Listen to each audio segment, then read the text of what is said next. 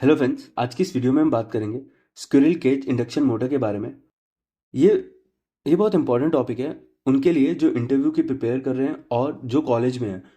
तो इस वीडियो में मैं आपको स्क्विरल केज मोटर के बारे में डीप नॉलेज दूंगा, तो इस वीडियो को एंड तक देखना।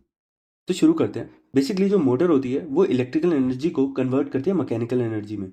तो अब जो स्क्विरल केज मोटर होती है उसके स्टेटर में और जो उसके रोटर है, इनकी वाइंडिंग के बीच में कोई इलेक्ट्रिकल कनेक्शन नहीं होता है। तो जो रोटर होता है वो इंडक्शन की मदद से रोटेट करता है। तो इसीलिए ये इंडक्शन मोटर का एक टाइप है। जो कंस्ट्रक्शन होती है स्क्विरल केज मोटर की, उसमें बेसिकली जो स्टेटर की वाइंडिंग होती है वो 120 डिग्रीज पे मैकेनिकली और इलेक्ट्रिकली अपार्ट होती है। अब मैकेनिकली और इलेक्ट्रिकली अपार्ट होने का क्या मतलब होता है, जो हमारा फेज एंगल होता है वो 120 डिग्री का होना चाहिए। पहला तो इलेक्ट्रिकली हमारा फेज एंगल 120 डिग्री होना चाहिए और मैकेनिकल हमारा जो स्पेस एंगल है वो 120 डिग्री अपार्ट होना चाहिए। मतलब जब हम वाइंडिंग करते हैं तो जो हमारा स्पेस एंगल होता है एक वाइंडिंग से दूसरी वाइंडिंग से तीसरी वाइंडिंग का, तो इन तीनों के बीच में जो स्पेस एंगल होना चाहिए वो 120 डिग्री का होना चाहिए। अगर ये स्पेस एंगल 120 डिग्री का नहीं होगा तो जो हमारा रोटर है वो रोटेट नहीं करेगा। तो इसीलिए बोला जाता है कि जो हमारा स्टेटर है वो मैकेनिकली और इलेक्ट्रिकली 120 डिग्री अपार्ट होना चाहिए।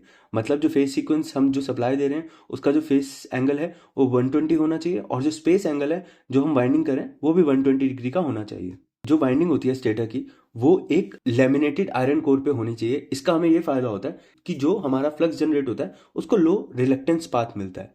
जो हमारा रोटर होता है उसको स्क्विरल केज रोटर इसलिए बोला जाता है क्योंकि जिसमें पहले स्क्विरल को रखा जाता था वो कुछ इस तरह का होता था और जो हमारा रोटर है वो भी कुछ इसी तरह का दिखता है, इसीलिए इसको स्क्विरल केज रोटर बोला जाता है। जो रोटर की कोर होती है वो स्टील लेमिनेशन की होती है।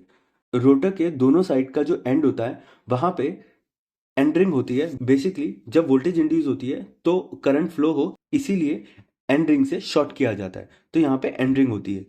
रोटर की शाफ्ट हमारी स्टील की होती है जहां पे हमारा लोड कनेक्टेड होता है।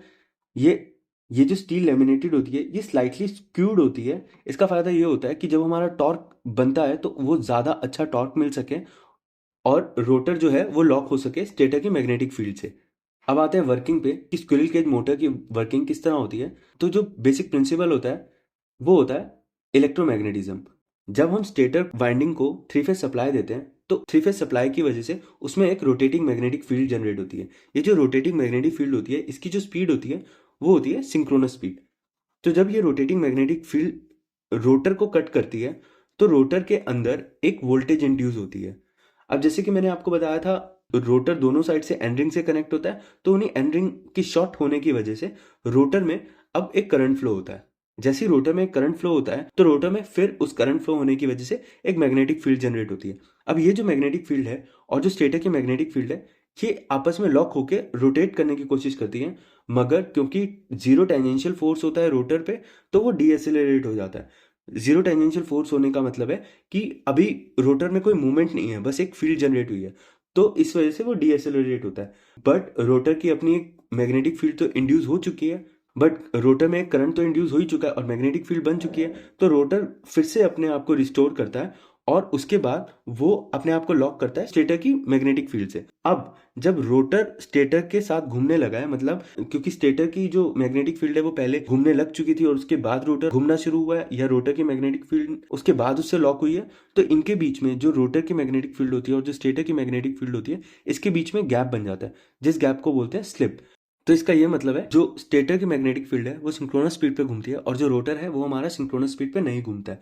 इसीलिए इंडक्शन मोटर को एसिंक्रोनस मोटर भी कहा जाता है क्योंकि वो सिंक्रोनस स्पीड पे नहीं घूमती है। तो अब आपको ये क्लियर हो गया होगा कि हमारा वर्किंग कैसे होता है। हम स्टार्टर को थ्री फेज सप्लाई देते हैं, थ्री फेज सप्लाई की वजह से स्टार्टर में एक रोटेटिंग मैग्नेटिक फील्ड बनती है। अब जब वो रोटेटिंग मैग्नेटिक फील्ड रोटर को कट करती है तो रोटर को कट करने की वजह से रोटर में एक वोल्टेज इंड्यूस होती है। अब जो हमारा रोटर है जिसमें वोल्टेज इंड्यूस हुई है वो दोनों साइड से एंड रिंग से शॉर्ट है, तो शॉर्ट होने की वजह से उसमें एम्पेयर फ्लो होता है या करंट फ्लो होता है। तो जब वो करंट फ्लो होता है तो उसकी वजह से एक मैग्नेटिक फील्ड जनरेट होती है।